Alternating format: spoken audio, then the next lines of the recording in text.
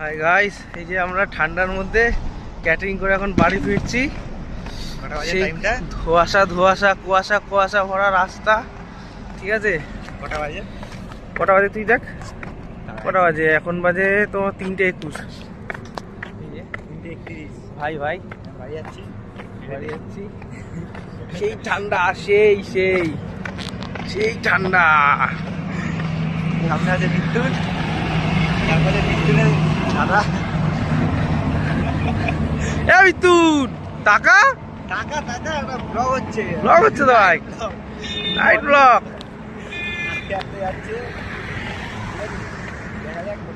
বিশাল ঠান্ডা, বিশাল ঠান্ডা, বিশাল ঠান্ডা রে বাপ রে বাপ। চলো গাইস, টাটা। নেক্সট ব্লগে আবার দেখা হবে।